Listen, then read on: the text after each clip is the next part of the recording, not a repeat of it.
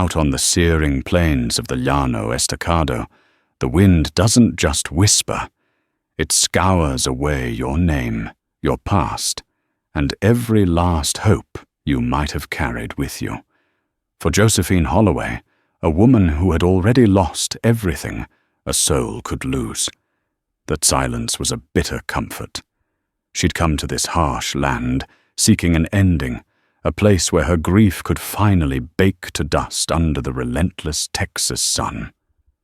But one evening, as twilight bled purple and orange across the horizon, a different sound pierced the emptiness.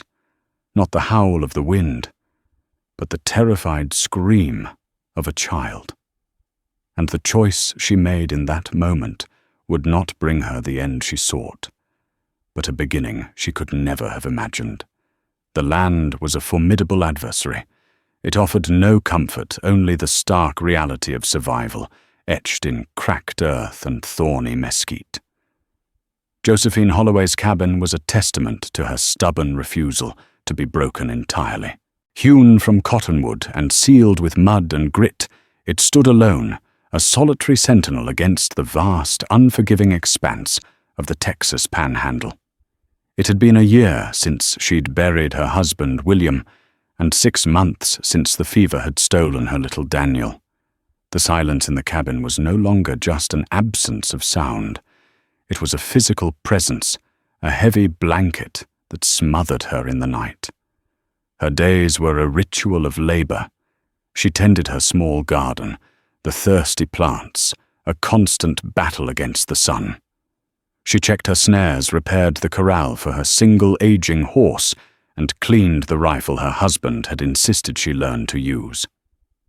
"Out here, Josie," he'd said, his voice, now a phantom on the wind, "a weapon ain't for hunting.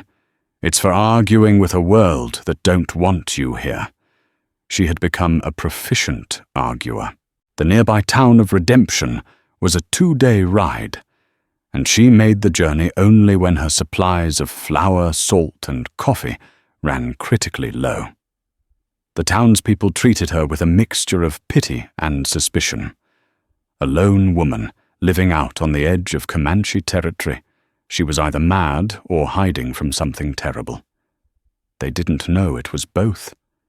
She was mad with a grief that had hollowed her out, and she was hiding from a world that was full of happy families and laughing children.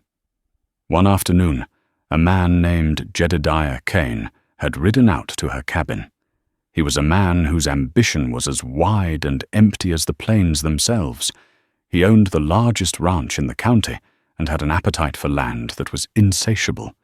He'd leaned against her fence post, his thumbs hooked in his belt, his smile thin and predatory. "Ma'am," he'd said, his eyes scanning her small plot of land, lingering on the trickle of water that fed her well from a hidden spring. "This is no place for a lady. It's hard country, dangerous country. I've managed so far," Mr. Cain, Josephine had replied, her hand resting on the worn stock of the rifle leaning against the cabin wall. "I'm prepared to make you a fair offer, enough to get you back east somewhere civilized." The word civilized felt like a slap. Civilized was the place where doctors couldn't save her son. Civilized was the place filled with ghosts. The land is not for sale. Cain's smile had vanished. "Everything is for sale, Mrs. Holloway. It's just a matter of the right price, or the right persuasion. You think on that."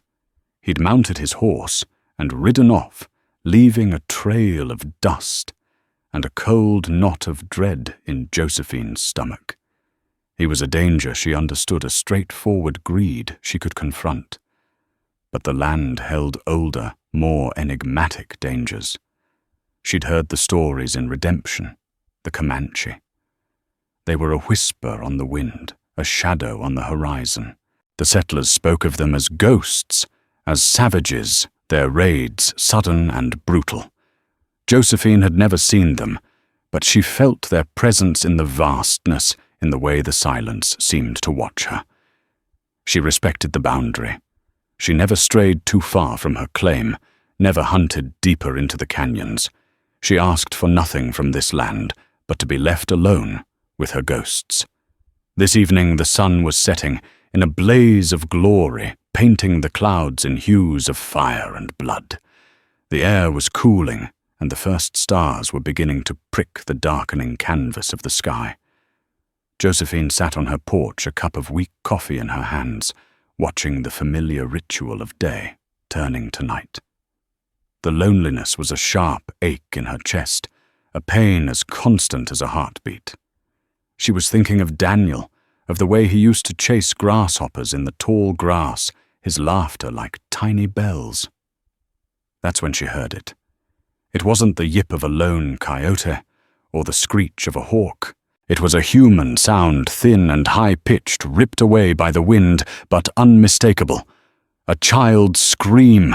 It was followed by a cacophony of snarling and frantic yapping. Josephine was on her feet in an instant, her heart hammering against her ribs. Every protective instinct she thought had been buried with her son roared back to life. The sounds were coming from the direction of the rocky arroyo, a quarter-mile from her cabin. It was a dangerous place of shifting shadows and hidden hollows, and it was getting dark fast. She didn't hesitate. She ran back inside, grabbing the rifle. Her hands worked with a familiar, steady purpose, checking the load. The arguments of the world, William had said. Right now, a child was losing an argument with a pack of coyotes. As she burst back out the door and ran towards the arroyo, the setting sun at her back, she wasn't thinking about settlers or Comanches, about Jedediah Cain or her own crushing sorrow. She was only thinking of that sound, a sound she would have given her life to hear in her own home again. The sound of a child in fear for their life.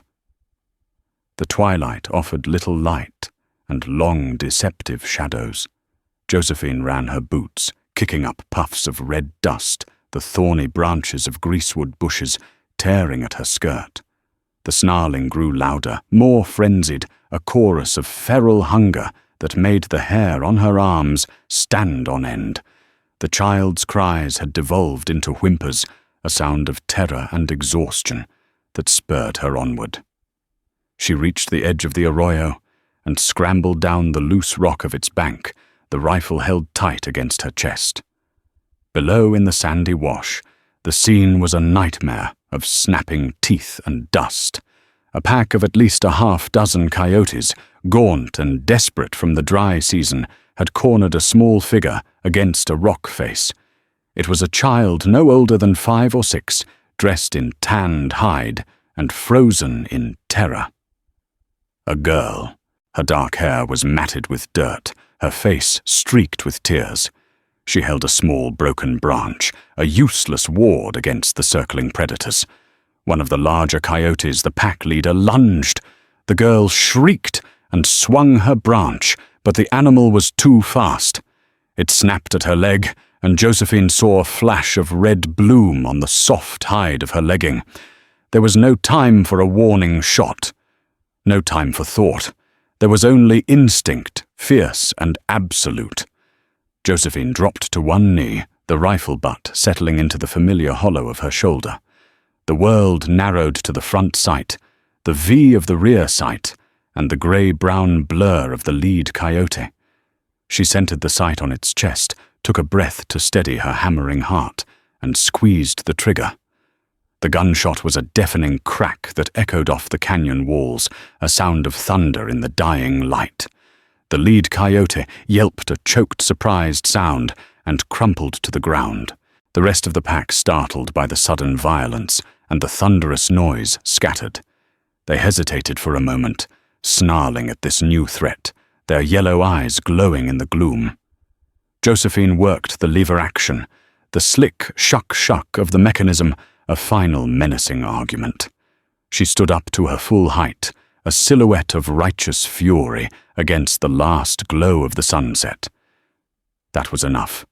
The coyotes melted back into the shadows, their hunger outweighed by their fear. Silence descended once more, thick and ringing in the aftermath of the rifle's report. In the center of the wash, the little girl was staring at Josephine, her dark eyes wide with a terror that had now shifted its focus. She was no longer looking at the coyotes. She was looking at the white woman with the smoking gun. Slowly, carefully, Josephine lowered the rifle. She kept her movements small, unthreatening. "It's all right," she said, her voice softer than she'd intended. "They're gone. You're safe." The girl didn't understand the words, but she understood the tone. She flinched back against the rock, pulling her injured leg up. Her breath came in ragged, hitching sobs. Josephine could see now that her small moccasins were worn, and a beautifully beaded amulet hung around her neck. She was a Comanche child.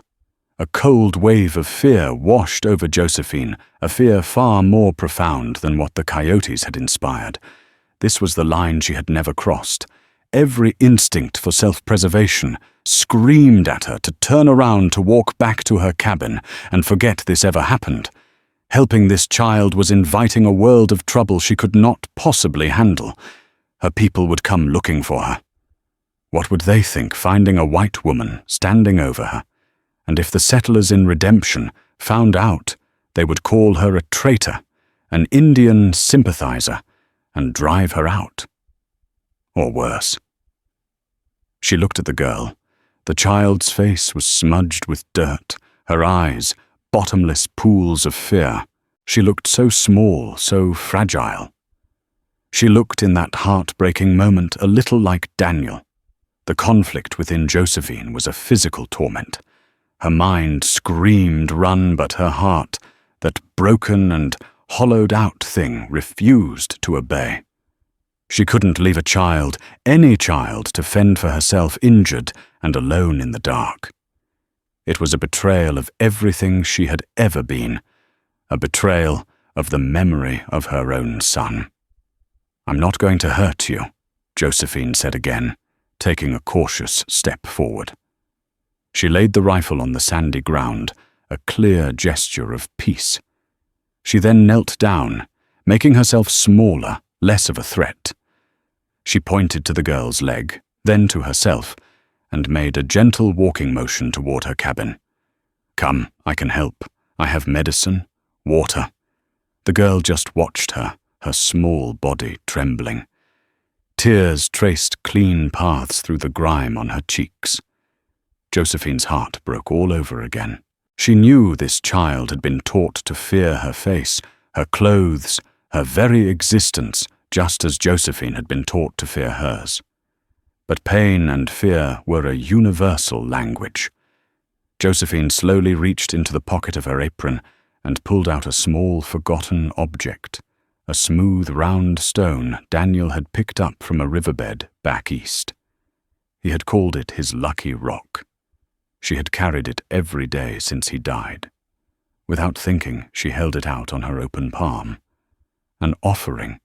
The girl's eyes flickered from Josephine's face to the stone. It was a simple, non-threatening object. For a long moment, she didn't move. The wind whispered through the arroyo, carrying the scent of dust and sage. Then, with a hesitation that was painful to watch, the little girl took a halting step forward, and then another. She limped toward Josephine, her gaze fixed on the outstretched hand, and finally her tiny trembling fingers brushed against Josephine's as she took the stone. In that touch, a fragile bridge was built across a chasm of fear and prejudice. Josephine scooped up her rifle, and with slow, patient movements, she coaxed the child out of the arroyo and began the slow walk back to the cabin, leading her horse by the reins. The girl followed a few steps behind, clutching the lucky stone, a silent, watchful shadow in the growing darkness. The cabin's single lighted window was a tiny beacon in the immense waiting night, and Josephine knew with a certainty that chilled her to the bone that she had just invited the wilderness itself across her threshold. The inside of the cabin was warm and smelled of wood smoke and dried herbs. Josephine lit another lantern, casting away the deep shadows and filling the small space with a soft, flickering glow. The Comanche girl stood just inside the door, poised for flight. her eyes darting around the unfamiliar room, taking in the iron stove, the wooden table, the strange cot in the corner. For her, it must have looked like the inside of another world. "Here, sit down," Josephine said gently, gesturing to a low stool by the hearth. The girl didn't move her gaze suspicious. Josephine sighed and decided actions would have to speak for her. She set her rifle back in its rack by the door and moved to the stove where a pot of water was always kept warm. She poured some into a basin, found clean rags, and grabbed the small wooden box where she kept her salves and tinctures. She brought the basin over and set it on the floor, then knelt a few feet from the girl. She gestured again to the wound on the child's calf. The coyote's teeth had torn the hide, and the skin beneath leaving a nasty bleeding gash. It needed to be cleaned, or it would fester. Slowly, Josephine dipped a rag in the warm water and held it out, showing it was just water. The girl watched her, her small face a mask of uncertainty. She glanced at the wound, then back at Josephine. A flicker of understanding, or perhaps just a surrender to the inevitable, crossed her features. She cautiously sat on the edge of the stool and extended her leg. Josephine worked with a practiced tenderness she hadn't used in a long time. She cleaned the wound carefully, her touch light. The girl winced but didn't pull away. As Josephine applied a soothing salve of comfrey and yarrow, she began to hum. It was a wordless lullaby she used to sing to Daniel, a simple, gentle melody. She didn't realize she was doing it until she saw the tension in the girl's shoulders ease just a fraction. When she was finished, she loosely bandaged the wound with a strip of clean linen. The girl looked down at the white bandage, a stark contrast to her dark skin, and touched it with a curious finger.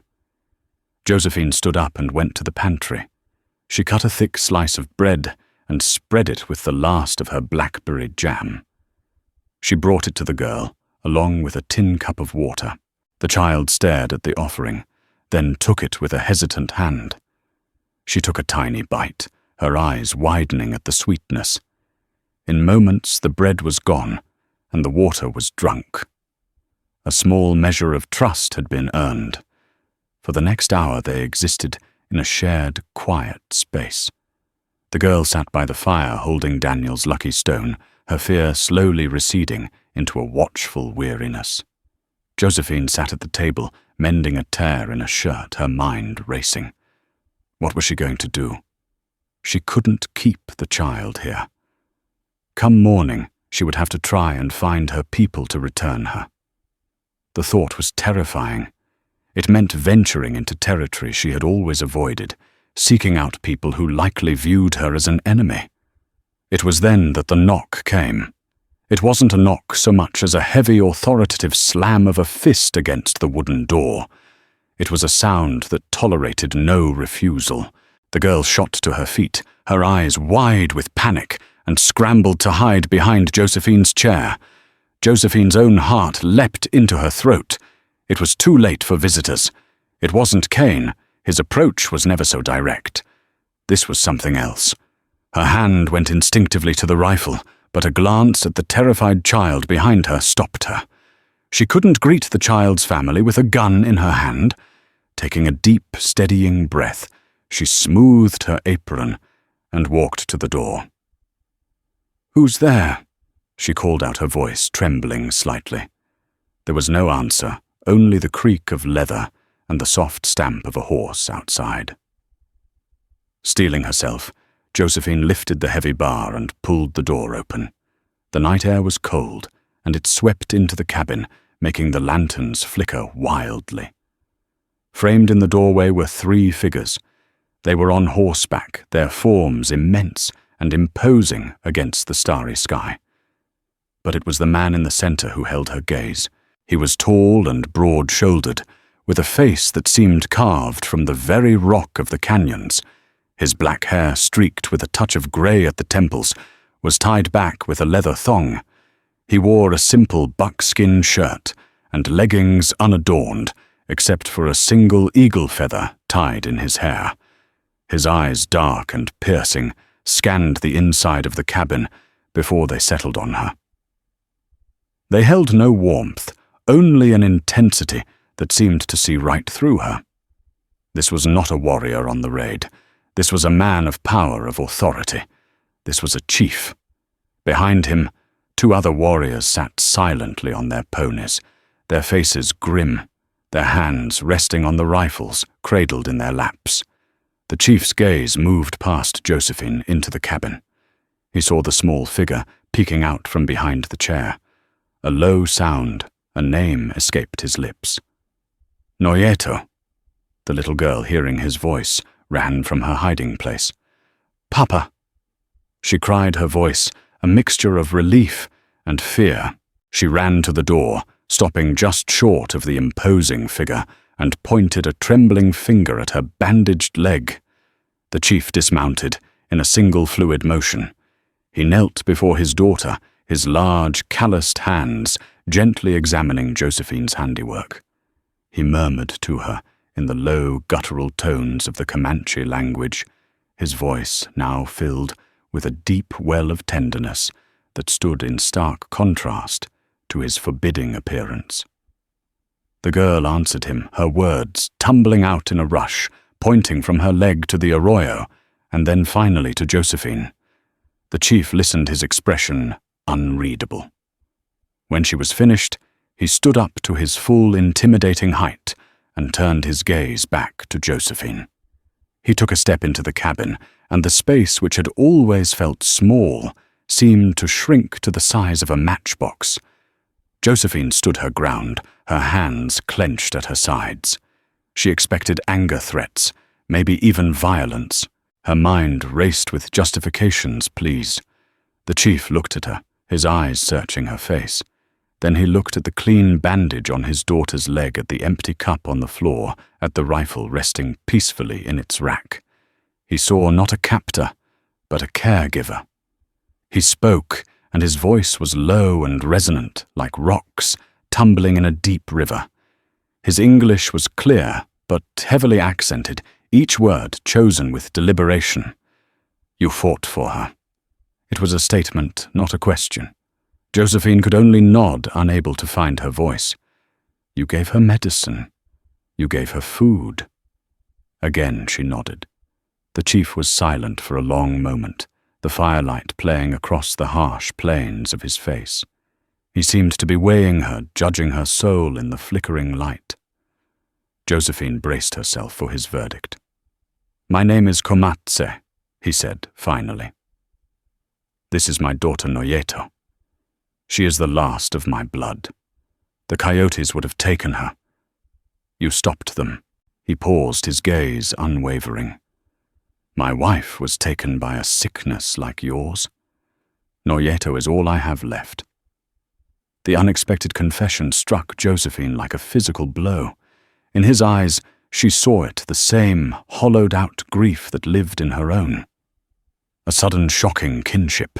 He took another step forward, his presence filling the entire cabin. He looked from his daughter, who now clung to his leg, to Josephine, who stood frozen before him. His next words were not a "thank you," not a threat, not an offer of reward. They were a declaration spoken with the weight of an unbreakable law. "You saved the blood of my family," Kumatsi stated, his voice absolute. "Therefore, you are now the blood of my family. You are Numunu." He used the Comanche word for the people. "My home is your home. My enemies are your enemies. You are one of us now. This is the law." Josephine stared at him, dumbfounded. The world tilted on its axis. She had expected anger, or at best a grudging departure. She had not expected this. He wasn't taking his daughter and leaving. He was binding Josephine to them with a pronouncement that was as terrifying as it was absolute. She had rescued a Comanche girl, and in return, the chief had just claimed her not as a captive, but as family. And Josephine had the sinking feeling that in the world of Chief Kumatsi, The law was not something you could refuse. Kumatsi did not stay long. After his staggering declaration, he spoke a few more quiet words to Noyeto, touching her cheek with a gentleness that seemed at odds with his formidable presence. Then, with a final lingering look at Josephine, a look that sealed his decree, he turned, mounted his horse, and disappeared into the night, as silently as he had arrived. Noyeto went with him, lifted into his lap her small hand, waving a hesitant goodbye to Josephine from the darkness. The cabin was quiet again, but the silence was different. It was no longer the empty silence of grief, but a ringing, profound silence, filled with the echo of Kumatsi's words. "You are one of us now." Josephine sank onto the stool by the cooling hearth, her body trembling. She felt as if she'd been struck by lightning. She was no longer just Josephine Holloway, a grieving widow hiding at the edge of the world. She was something else. Something she didn't understand. A protected member of a Comanche family declared so by its chief. The idea was so preposterous, so dangerous, that she might have dismissed it as a dream, were it not for the tangible evidence left behind, the small, bloody rag in the basin, the lingering scent of wood smoke and leather that was not her own, and the empty space by the fire where a little girl had been. For the next few days, Josephine lived in a state of suspended dread and disbelief. She went about her chores mechanically, her eyes constantly scanning the horizon, half expecting to see a war party descending on her cabin, half expecting to see Kumatsi return. But there was nothing. The plains remained as empty and indifferent as ever. Perhaps it had been a strange, isolated incident, a chief's odd way of saying thank you. Perhaps he would not return. The thought brought both relief and a strange, inexplicable pang of disappointment. It was a week later that the ripple effect of that night began to spread. It started not from the Comanche, but from the direction of the town of Redemption. Jedediah Cain rode up to her property line this time, with two of his hired hands, a pair of rough-looking men named Cole and Brody. They didn't approach the cabin, but began hammering posts into the ground a few yards from her fence, well within her property line. Josephine walked out, her rifle held loosely in her hand. "Cain, this is my land. You know that." Cain turned a smug look on his face. "Just surveying, Mrs. Holloway. My deed shows my property runs right up to this spring. Seems you've made a little mistake about where your claim ends." "That's a lie. The survey markers are a half-mile east. Judge Pendleton in Redemption recorded them himself." Cain chuckled a dry, humorless sound. Judges can be forgetful. Papers can get lost. Memories fade, especially when a person is all alone out here. Things can happen to a lone woman. Snakes' fires. Indian trouble. He spat the last words out, his eyes glinting with malice. "I hear the Comanche have been riding close to this area. It'd be a shame if something happened to you. A real shame. The veiled threat was as clear as day. He was escalating his campaign of intimidation, moving from offers to outright threats and encroachment. This was the straightforward danger she knew how to handle. You and your men get off my land, Cain. Now." Her voice was steady, the rifle in her hand, adding weight to her words. Cain's men, Cole and Brody, shifted nervously, their hands drifting towards their pistols, but Cain just smiled. "Have it your way, widow. But this land is going to be mine, one way or another." He motioned for his men to stop, and they rode off, leaving the newly hammered posts behind, like crude gravestones, marking a territory he intended to claim. The encounter left Josephine shaken, but resolute. Cain was a bully and a thief, but he was a known quantity. She would go to Redemption, speak to the sheriff, and present her copy of the deed. 2 days later, she rode into the dusty main street of Redemption. But as she tied her horse to the hitching post, she noticed a change. People who usually offered a curt nod now averted their eyes. Mrs. Gable, the storekeeper's wife, hurried inside her shop as Josephine approached. A group of men talking outside the saloon fell silent, their gazes hostile. A cold unease settled over her. She went first to the general store to purchase her supplies. Mr. Gable served her wordlessly, his face grim. As he handed her a heavy sack of flour, he leaned in and spoke in a low, urgent whisper. "You need to be careful, Josephine. There are stories going around." "What stories?" she asked, her heart beginning to pound. "Cain's men were in the saloon 2 nights ago, talking. Said they saw tracks all around your cabin. Moccasin tracks, lots of them. They're saying you're trading with the Comanche, or worse." The blood drained from Josephine's face. Cain wasn't just trying to intimidate her, he was poisoning her reputation, turning her own people against her. He was isolating her, making her an outcast, an outlaw. Her next stop was the sheriff's office. Sheriff Brody was a man worn down by his job, his face a roadmap of prairie dust and disappointment. He listened to her story about Cain's encroachment, nodding wearily. "I'll ride out and have a word with him, Josie," he said, not sounding convinced it would do any good. "But you need to listen to me. Gable's right. The talk is getting ugly. People are scared. A woman living alone, consorting with them." He didn't have to say the word. "It's dangerous. For you, I'm not consorting with anyone," Josephine said, her voice tight with anger and frustration. "I'm just trying to survive."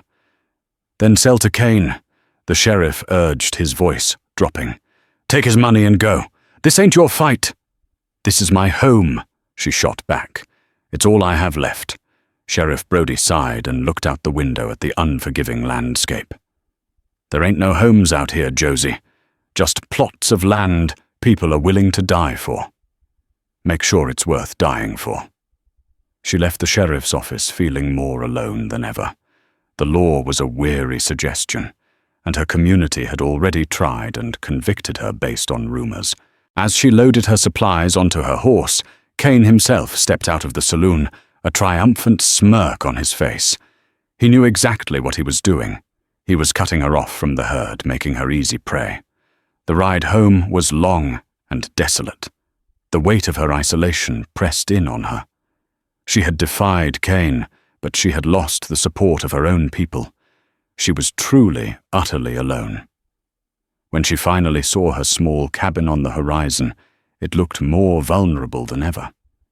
But as she drew closer, she saw something that made her pull her horse to a halt. Leaning against her front porch was a beautifully crafted Comanche bow and a quiver full of arrows fletched with hawk feathers.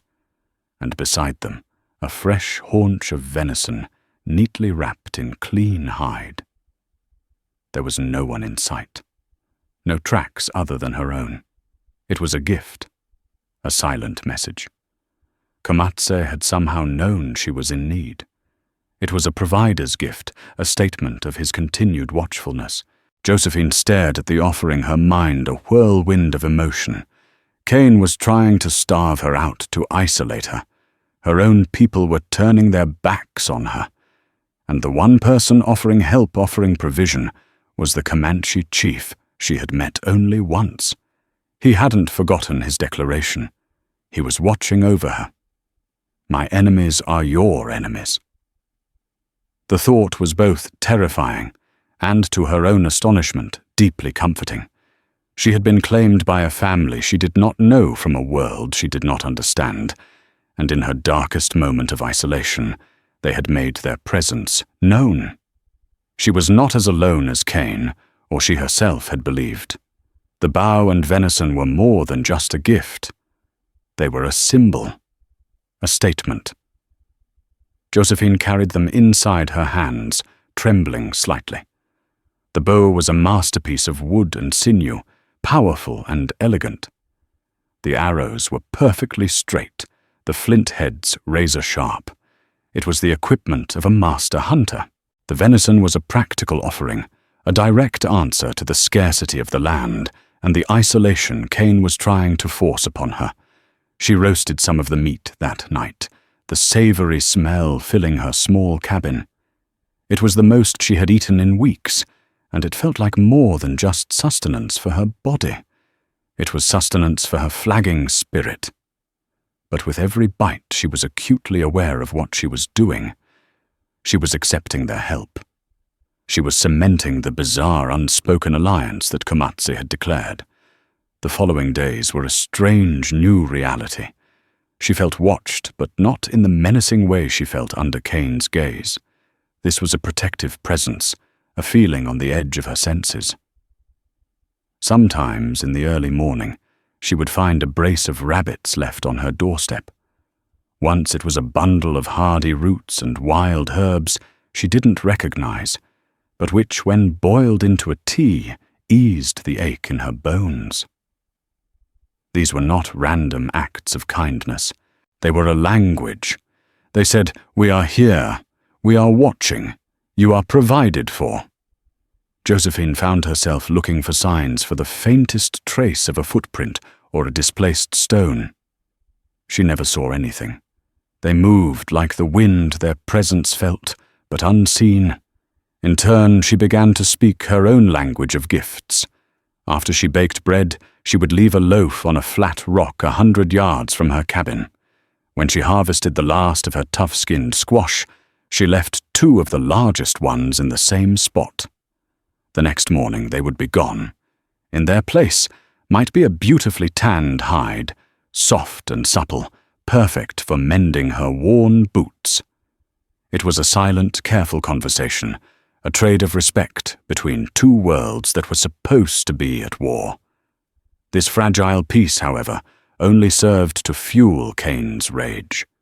His attempts to isolate her were failing. He saw that she was not starving, not fleeing. He rode by her property more frequently, his frustration a palpable aura. One afternoon, she found her well rope, cut the bucket lying at the bottom of the deep shaft. It took her the better part of a day, with a grappling hook fashioned from wire to retrieve it. Another time, a section of her fence was torn down, the wooden rails smashed to splinters. It was petty, cruel harassment designed to wear her down, to make her life so difficult that leaving would be her only option. But Josephine was no longer just the grieving widow from the east. The prairie had toughened her body, and her strange new circumstances were tempering her soul. Each act of vandalism by Cain was met with quiet defiance. She spliced the well rope. She rebuilt the fence. Her resilience seemed to grow in direct proportion to the pressure he exerted. She was no longer just defending a piece of land. She was defending her right to exist, her strange new identity, forged in the crucible of that one fateful evening. The town of redemption was now completely lost to her. On her last trip for supplies, Mr. Gable refused to sell to her. "I can't, Josephine," he'd said, his eyes full of regret and fear. "Cain's threatened to boycott anyone who does business with you. I've got a family to feed." She had left with nothing, the town's silent condemnation following her out into the plains. She was truly an island now. Her only connection to the human race was a silent trade with a people she never saw. One evening, as dusk was settling, she saw a lone rider approaching. It wasn't Cain or his men. The figure was unmistakable. It was Kumatsi. He rode not with warriors, but alone, stopping his horse a respectful distance from her cabin. Josephine came out onto the porch, her heart beating a steady rhythm of apprehension, and something else. Expectation. He dismounted and walked toward her, leading his horse. He stopped at the place where she had rebuilt the fence. His dark eyes took in the fresh axe marks on the new rails, then flickered over to the well. He saw everything. He understood. "The man with the hungry eyes," Kumatsi said. It was the perfect description of Jedediah Cain. He does not stop. No, Josephine replied, her voice quiet. He does not. Kumatsi looked at her, his expression serious. In my world, when a coyote becomes too bold, you do not just scare it away. You break its leg so it cannot hunt near your camp again. You teach it fear. The implication was chillingly clear. He was offering to escalate this conflict in a way Josephine couldn't comprehend. This is not your fight, Kumatsi. His gaze was intense. I made it my fight. I said, your enemies are my enemies. These were not just words to be carried off by the wind. A chief's word is his honor. He looked around at her small, lonely homestead, at the vast, empty land, stretching out in every direction. You stand alone against him. I am not afraid of him, Josephine said, and was surprised to find that it was true. She was weary, she was angry, but the fear had been burned away by defiance. Kumatsi gave a slight, almost imperceptible nod of respect. Your spirit is strong, like a river stone. The water rushes over it, but it does not move. He reached into a pouch at his belt and pulled something out. He held it out to her. It was the small beaded amulet that Noyeto had been wearing. My daughter wishes you to have this, he said. It is a charm for protection. So you will not be alone. Josephine took the amulet, her fingers closing around the cool, smooth beads. It was a child's precious treasure, given freely. It was a more powerful statement than any threat of violence. It was a tie of affection, of family. Tell her, thank you. Josephine whispered, her throat tight with emotion. Kumatsi held her gaze for a moment longer. The man with hungry eyes will grow hungrier. He will not be content to knock at your fence forever. Soon he will try to break down the door. Be ready. With that, he turned, mounted his horse, and rode away, disappearing into the twilight. His warning hung in the air, heavy and certain. This was not over. The silent conversation of gifts and the petty acts of sabotage were just a prelude. Cain would not give up. He would come for her land, and he would bring all his violence and hatred with him. The final reckoning was coming, and Josephine knew that when it did, she would not be facing it alone. The air for the next week was thick with a tension you could almost taste. The silence of the plains was no longer peaceful. It was watchful, coiled like a snake. Josephine went about her chores with the rifle always within arm's reach. She slept lightly, her ears straining at every creak of the cabin, every rustle of the wind. Kumatsi's warning had not been a guess. It had been a prophecy. The day it happened began like any other, under a vast, cloudless sky, the color of pale turquoise. But by midday, the wind picked up howling from the north and kicking up a stinging wall of red dust that reduced visibility to a few dozen yards. It was a duster, a furious, scouring wind that ripped at the land and drove all living things to seek shelter. Josephine secured the shutters, barred the door, and brought her nervous horse into the small, sturdy lean-to attached to the cabin. She knew this was the perfect cover. A storm like this muffled sound blinded the eye and erased tracks as soon as they were made. If Cain was going to make his move, this was when he would do it. She sat at her table, the rifle loaded and lying before her, and she waited. The wind screamed around the corners of the cabin, a wild elemental fury. Hours passed. The dust was so thick it began to seep through the cracks in the walls, coating everything in a fine, gritty film. Then through the din of the storm she heard it. The splintering crash of wood. Cain and his men weren't bothering with the fence this time. They had ridden straight through it. Josephine's heart hammered in her chest, but her hands were steady. She moved to the window, peering through a small crack in the shutter. Through the swirling red haze, she could make out 3 figures on horseback, their forms blurry and demonic in the storm. It was Cain Cole and Brody. They carried torches, the flames struggling against the wind, but burning with a hungry orange light. They were going to burn her out. Holloway Cain's voice was a raw shout, barely audible over the wind. Last chance. Come on out and sign the deed, or we'll burn this shack to the ground with you in it. Josephine's answer was to raise her rifle, poke the barrel through the gun port her husband had built into the wall, and fire a shot into the dirt near Cain's horse. The animal shied violently, and Cain cursed. Stubborn fool, he roared. Burnett, Cole and Brody dismounted, covering their faces against the dust as they advanced with the torches.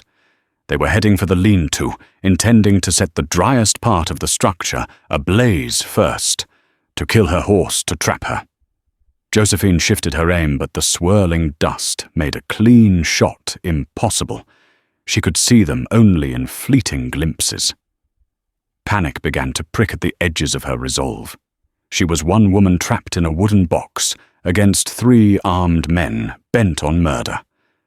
And then they appeared. They emerged from the dust storm as if they were born of it. One moment there was only red haze.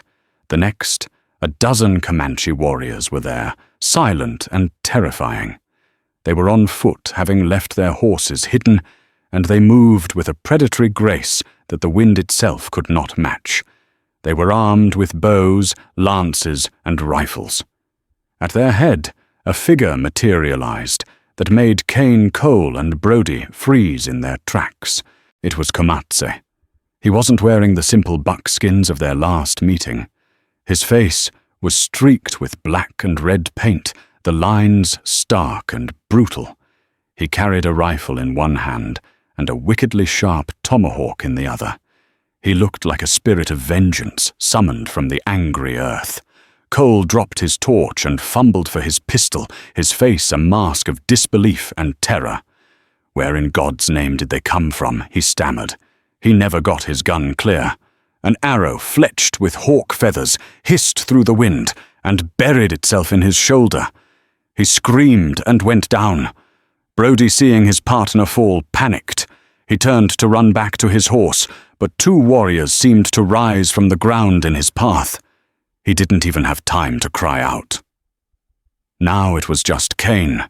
He stood frozen, his torch flickering in his hand, his eyes wide with a terror that surpassed his greed. He was face to face with Kumatsi. The wind howled around them, whipping their hair and clothes, isolating them in a maelstrom of red dust. "This is my land," Cain screamed, his voice cracking with fear and rage. "Settler land, the law is on my side." Kumatsi took a slow, deliberate step forward, his eyes burning with cold fire. "You are on Numunu land," he said, his voice a low growl that cut through the storm. "And you are a coyote that has grown too bold." He spoke the same words he had spoken to Josephine, but now they were not a metaphor. They were a death sentence. "Her enemies are my enemies. You have threatened my family."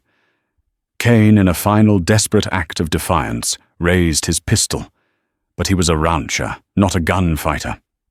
Kumatsi moved with a speed that was inhuman. He lunged forward, not with his rifle but with the tomahawk. He didn't throw it. He used the butt end of the handle, a solid piece of hickory, to smash Cain's wrist. There was a sickening crunch of bone, and the pistol clattered to the ground. Cain howled in agony, clutching his shattered hand. Kumatsi was on him in an instant, grabbing a fistful of his shirt and slamming him back against the cabin wall, the impact shaking the entire structure. The great chief stood over the whimpering broken man, his face inches from Cain's. "I will not kill you today," Kumatsi hissed the words, a promise of a fate worse than death. "I will break you, as I have broken your hand. Your men will be taken. You will be left to walk back to your town, with one hand your ranch a long ride from here." You will tell them what happened here. You will tell them that this land, the land of the woman Josephine, is protected. It is the land of my family. If you or any other ever sets foot on it again with malice in your heart, my warriors will not be so merciful. We will burn your ranch, we will scatter your herds, and your name will be wiped from this land like a track in this wind. This I swear." He shoved Cain away, and the man collapsed into a sobbing heap on the ground. The Comanche warriors, with terrifying efficiency, hauled the injured Cole and the captured Brody away, their forms quickly swallowed by the dust storm. They stripped Cain of his remaining weapons, and the canteen from his saddle, leaving him with nothing. Kumatsi turned and looked toward the cabin window. For a brief second, his eyes met Josephine's. The fierce war paint could not hide the look he gave her. It was a look of grim satisfaction, of a promise fulfilled. Then he too turned and melted back into the storm, his warriors following, leaving as silently and mysteriously as they had arrived. The wind continued to scream, but the human violence was over. Josephine lowered her rifle, her body shaking with adrenaline and awe. Outside alone in the red gale, Jedediah Cain cradled his broken hand and began the long, humiliating walk back to a world that would never look at him the same way again. The unforgiving land had delivered its judgment. The wind died as suddenly as it had begun, leaving a world scrubbed clean and silent. When Josephine finally unbarred the door, the land was bathed in the serene, golden light of the setting sun. The signs of the fight were stark, trampled earth and a discarded torch, but Cain and his violence were gone, erased by the storm. She stood on the porch, feeling the profound quiet settle into her bones. The bridge to redemption was burned. She could never go back. Cain would see to that, twisting the tale to paint her as a savage sympathizer. She was an outcast. Yet standing there in the stillness, she didn't feel the terror of isolation. She felt a strange, quiet liberation. The fight was over. She had held her ground. As if summoned by the thought, a lone rider crested the hill, a dark silhouette against the blazing sky. It was Kumatsi. He rode not as a warrior, but as a man returning home, stopping his horse a respectful distance away. Josephine leaned her rifle against the cabin wall and walked out to meet him, her steps sure and steady. "It is done," he said, his voice low. "The man with hungry eyes will not trouble you again. His pride is broken, a wound deeper than any arrow." "And his men?" she asked. "They were pointed east and will not return," he confirmed. A brutal mercy. She looked at the powerful chief who had risked so much for her. "Why?" The question was a quiet whisper, yet it filled the vast space between them. "Why did you do this?" Kumatsi dismounted, his presence, no longer intimidating but reassuring. "I told you, you are family. When I first saw you, I saw the same shadow of loss in your eyes that I carry in my own. But I also saw a spirit that would not be washed away by sorrow, a spirit like a river stone, strong and unmoving." The simple poetry of his words struck her heart. He saw not an enemy, but a kindred soul. "The world of your people has cast you out." He continued, his gaze gentle. "You cannot stay here alone. There is a place for you with us. My daughter Noyeto asks for you. She calls you the woman with the heart of a bear, for your fierceness." He was offering her a new life, a new name, a new family. It was a terrifying, beautiful choice. She looked at her small cabin, the last link to her husband and son, then at the vast horizon that stretched before her. Her past was here, tethered to this soil, but her future was standing before her. "My family is buried here," she said, her voice thick with emotion. "I cannot leave them." A flicker of understanding crossed Kumatsi's face. Then you will not, he said, offering a solution that bridged both worlds. Our winter camp is sheltered in the canyons a day's ride from here. We will help you move what you need. You will live among your people and still be near your memories. It was a perfect answer. She would not be abandoning her past, merely stepping forward into a future. A slow smile touched her lips, and it was reflected in his eyes. As the first stars began to prick the darkening sky, they stood together, the Comanche chief and the outcast widow. Two solitary souls from different worlds who had found in each other not just an ally, but the promise of a home. And so the story of Josephine Holloway, the grieving widow of redemption, comes to a close. But the story of Bare Heart, the protected woman of the Numunu, was just beginning. Her tale serves as a powerful reminder that in the vast, untamed wilderness of the Old West family was not always a matter of shared blood, but of shared spirit. It teaches us that courage can be found in the most unexpected places, and that the deepest bonds are often forged in the fires of adversity. Two different worlds divided by fear and prejudice found a common ground through a single act of bravery and a father's unwavering love.